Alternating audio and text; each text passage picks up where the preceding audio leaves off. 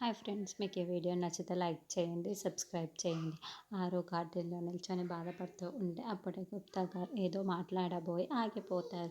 ఏదో నేను అనాలని మాట్లాడిపోతున్నారు కదా గుప్తా గారు, అనండి అని ఆరు అంటుంది. నేను మళ్ళీ మనోహరి దగ్గర ఓడిపోయాను గుప్తా గారు, ఓడిపోయాను. మనోహరి ఈరోజు ఎలాగైనా సరే ఇంట్లో నుండి పంపించేయాలి అనుకున్నాను, కానీ నేను చేయలేకపోయాను, ఓడిపోయాను అని ఆరు అనడంతో, కానీ నువ్వు ఆ ఘోర నుండి తప్పించుకున్నావు కదా బాలిక. ఒకవేళ నువ్వు ఆ ఘోరాకి బందీ అయిపోయి ఉంటే ఎంత పెద్ద ప్రమాదము సంభవించేది నీకు అర్థమవుతుందా అని గుప్తా గారు అంటారు. ఇది నీకు విజయమే బాలిక అని గుప్తా గారు అనడంతో, మనోని ఈ ఇంట్లో నుండి పంపించకుండా నేను వెళ్తే ఏమవుతుందో మీకు తెలిసిందే కదా గుప్తా గారు అని ఆరు అనడంతో, ఏది జరగాలి అని రాసి ఉందో అదే జరుగుతుంది బాలిక. నువ్వు ఇక్కడ ఉంటేనే నీ కుటుంబం క్షేమంగా ఉంటుంది అని నువ్వు భ్రమపడుతున్నావు. నువ్వు ఉన్నా లేకపోయినా నీ కుటుంబం ఎలా ఉండాలో అలాగే ఉంటుంది, అది మర్చిపోవద్దు అని గుప్తా గారు అంటారు. కానీ నేను తల్లిని కదా గుప్తా గారు, నా కుటుంబం ఏమైపోతుందో, పిల్లలు ఏమైపోతారో అన్న బాధ నాకు ఉంటుంది కదా. నాకు పట్టిన కదే నా చెల్లెకి కూడా పడుతుందేమో అన్న బాధ నాకు కూడా ఉంటుంది కదా. అందుకే గుప్తా గారు నేను ఇంతలా బాధపడుతున్నాను అని ఆరు అంటుంది. కర్మ ప్రకారమే ప్రతిదీ కూడా జరుగుతుంది బాలిక. ఆ మనోహర్ ఇంతమందిని కష్టపెట్టి ఖచ్చితంగా కర్మను అనుభవించే తీరుతుంది. ఆ మనోహరికి ఇచ్చట ఏమి కాకపోయినా కర్మ నుండి అస్సలు తప్పించుకోలేదు అని గుప్తా గారు అంటారు. ఇంటికి బతుకున్న నా ప్రాణాలు తీసేసి నా కుటుంబాన్ని ఇంత కష్టపెడుతుంది. ఇక్కడ ఏమీ అనుభవించకుండా ఎప్పుడో వచ్చే కర్మ గురించి మీరు మాట్లాడుతున్నారా? నేను విధి చేతిలో మోసపోయాను, మనోహరి చేతిలో ఓడిపోయాను. నా కుటుంబాన్ని మనోహరి చేతిలో అస్సలు ఓడిపోనివ్వను అని ఆరు అంటుంది. రేపటితో నీ గడువు ముసిగిపోతుంది బాలిక. నువ్వు ఖచ్చితంగా నాతో పాటు వచ్చి తీరాల్సిందే. రేవేకోజామనే బయలుదేరి వెళ్తున్నారు అని గుప్తా గారు అనడంతో, కానీ నేను నమ్మిన దేవుడిపైన నాకు పూర్తిగా నమ్మకం ఉంది గుప్తా గారు. నా కథ ఇంతటితో ముగిసిపోలేదు. నేను చనిపోయిన తర్వాతే నా కథ మొదలైంది. మనోహరి అంతంతో నా కథ ముగుస్తుంది. ఈ ఒక్క రాత్రే కదా నేను ఉండేది. నా వాళ్ళనందరినీ కూడా కలిసి రమ్మనేది మీరు చెప్తున్నారు. నేను ఎవరిని కలవను, నేను ఎక్కడికి వెళ్ళను గుప్తా గారు. ఎందుకంటే నేను ఇక్కడే ఉంటాను, మీతో పాటు రాను. నాకు అంత నమ్మకం ఉంది అని ఆరు చెబుతూ ఉండే. లెజెండ్ నుండి వచ్చింది నీకు ఎక్కడ ధైర్యం అని గుప్తా గారు ప్రశ్నిస్తూ ఉంటారు. 20 ఏళ్ళ ఉండతనమే నాకు ఈ ధైర్యాన్ని ఇచ్చింది గుప్తా గారు. మీరు అన్నట్లు రేపటితో నా కథ ముగిసిపోతే మళ్ళీ నా చెల్లెలు బిడ్డ రూపంలో ఈ ఇంటికి వస్తాను అని ఆరు అంటుంది. ఆరు ఆ విధంగా మాట్లాడేసి వెళ్ళటంతో, జగన్నాథ, రేపటితో ఈ బాలిక కథ ముగిసిపోతుంది. ఈ బాలికకు ఇంత చెప్పినా కూడా అర్థం కావటం లేదు. రేపు గంగలో కలిపే వరకు నేను ఈ కుటుంబానికి అండగా ఉండేసి ఆ పని పూర్తి అయిన వెంటనే బాలికను తీసుకొని వచ్చేస్తాను. నాకు సహాయం చేయు అని గుప్తా గారు అనుకుంటూ ఉంటారు. నా పాలు తీసుకోండి నాన్న అని భాగ్య ఇస్తూ ఉంటే, సరేనమ్మా నేను తాగుతాను, నువ్వు వెళ్ళి రెస్ట్ తీసుకో, పొద్దున్నుంచి చాలా పని చేసి అలసిపోయావు అని రామ్మూర్తి అంటాడు. లేదు నాన్న, నేను మీతో కాసేపు మాట్లాడే వెళ్తాను అని భాగ్య ఆయన పక్కనే కూర్చుంటుంది. నువ్వు సంతోషంగా ఉన్నావు కదా తల్లి అని రామ్మూర్తి అడగడంతో, నాన్న, ఆయన పిల్లలు ఈ కుటుంబాన్ని చూసుకుంటూ నేను చాలా సంతోషంగా ఉన్నాను. కుటుంబం మన దగ్గర ఉంటే ఆ భరోసానే వేరు నాన్న. నేను చాలా సంతోషంగా ఉన్నాను. కానీ మీరే నా దగ్గర ఏదో విషయాన్ని దాచిపెడుతున్నారు. మీ కనురెప్పల వెనకాల దాగి ఉన్న కన్నీటిని చెప్పండి నాన్న.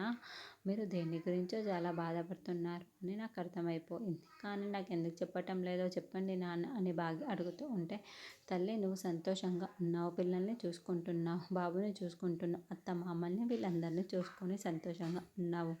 నాకు ఇంతకన్నా సంతోషం ఇంకేముంటుంది తల్లి, నేను ఎందుకు బాధపడతాను అని రామ్మూర్తి అంటే, అదే నాకు అర్థం కావటం లేదు నాన్న. నేను సంతోషంగా ఉన్నాను, మరి మీరు ఎందుకు బాధపడుతున్నారు ఆ విషయం నాకు చాలా క్లియర్గా తెలుస్తుంది. మీరు మాత్రం చెప్పటం లేదు, చెప్పండి నాన్న అని భాగ్య అడుగుతూ ఉంటుంది. మొన్న మీరు ఆయన కోసం ఆయాసంగా వచ్చారు కదా, అప్పటి నుండి మీలో ఈ బాధ నేను గమనిస్తూనే ఉన్నాను. ఆయన్ని అడిగితేనేమో ఏమీ లేదని చెబుతున్నాను, మిమ్మల్ని అడిగితేనేమో ఏమీ లేదని చెప్తున్నాను. రాతోని అడిగితేనేమో నువ్వు ఎక్కువ ఆలోచిస్తున్నావు మిస్సమ్, ఏమీ ఆలోచించకు అని చెబుతున్నారు. మీరు అక్క కోసమే కదా నాన్న బాధపడేది. అక్క గురించి నాకు తెలుసుకోవాలని ఉంది నాన్న. అక్క గురించి మీకు నిజం తెలిసినా కూడా దాచిపెడుతున్నారు అనిపిస్తుంది. చెప్పండి నాన్న, అక్కని మనల్ని చూడాలి అనిపిస్తలేదా?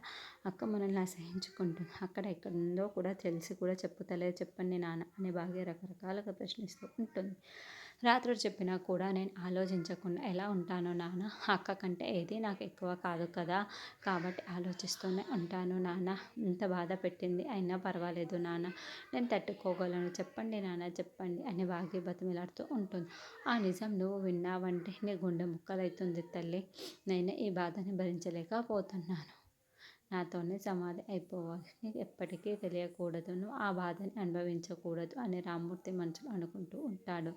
నాన్న చెప్పండి నాన్న. అక్క గురించి మీకు తెలిసింది చెప్పండి నాన్న అని అంటే, ఏమీ తెలియలేదు తల్లి అని రామ్మూర్తి అంటాడు. అయితే నా కళ్ళలోకి చూసి చెప్పండి నాన్న. అక్క గురించి ఎలాంటి నిజాలు తెలియలేదు, ఎలాంటి ఆచూకీ తెలియలేదు అని నా కళ్ళలో చూసి చెప్పండి నాన్న అని భాగ్య అనడంతో, అవును తల్లి అక్క గురించి ఏ నిజాలు తెలియలేదు. తెలిస్తే తప్పకుండా చెప్తానులే తల్లి అని రామ్మూర్తి మళ్ళీ అబద్ధమే చెబుతాడు. సరే నాన్న, మీరు నాకు అబద్ధం చెప్పరన్న నమ్మకంతోనే నేను తిరిగి నవ్వుతున్నాను. లేకపోతే దీని గురించి ఆలోచిస్తూనే ఉన్నాను నాన్న. ఇదిగోండి నాన్న పాలు తాగండి. ప్రొద్దున పిల్లలు ఒక సందర్భానికి వచ్చి 6 అక్క కూడా ఎఫ్ఎం వింటూ ఉండేదని చెప్పారు. అయినా ఎందుకు ఆ విషయాన్ని మధ్యలోనే ఆపేశారు. నాకు ఫోన్ చేస్తున్న ఆవిడ అక్క ఒకరే అయి ఉంటారా అని భాగ్య అంటూ ఉంటుంది. నువ్వు భలే దానివమ్మ. ఇంత పెద్ద సిటీలో ఇంకా వేరే ఆర్జేలే ఉండరా అని రామ్మూర్తి అనడంతో, అవును నాన్న అందరూ అదే మాట అన్నారు. ఆ అక్క పరిచయం అయిన కొన్ని రోజుల్లోనే నాకు చాలా దగ్గర అయింది. అలాంటి మంచి మనిషి ఈ లోకంలో లేరు అంటే మనసుకి చాలా కష్టంగా ఉంది అని భాగ్య అంటుంది. సరే నాన్న పడుకోండి అని భాగ్య వెళ్ళగానే ఆ దేవుడు కాస్త కరుణించి చివరి రోజులు అక్క మాటలు నువ్వు వినేలా చేశాడు. కానీ నాకు ఆ అదృష్టాన్ని కూడా ఇవ్వలేడు అని రామ్మూర్తి తనలో తాను బాధపడుతూ ఉంటాడు. తర్వాత ఘోర తన సైన్యాన్ని చుట్టూ పెట్టుకొని ఒక మ్యాప్ గీకేసేసి మొత్తం ప్లాన్ చెబుతూ ఉంటాడు. అమరేంద్ర వాళ్ళు రావడం కోసం ఏర్పాటుకు వస్తారు.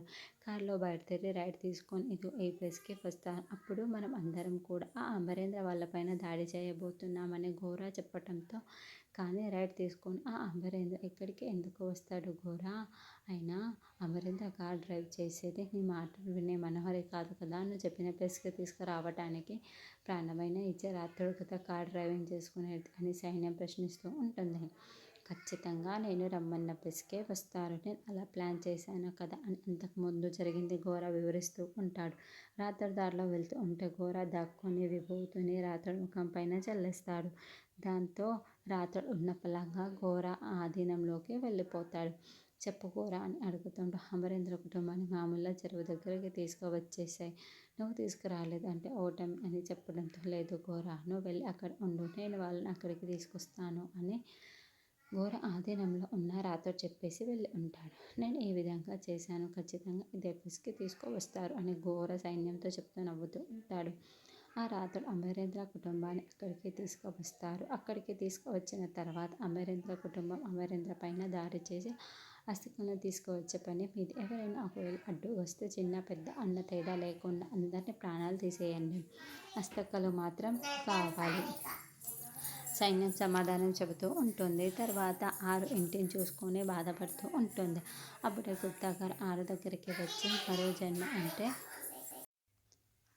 చూసుకుందుము. ఈరోజే నీ అస్థికలు గంగలో కలిసిపోతున్నాయి. నువ్వు నా వెంట వస్తున్నావు అని గుప్తా గారు మరోసారి గుర్తు చేస్తూ ఉంటారు.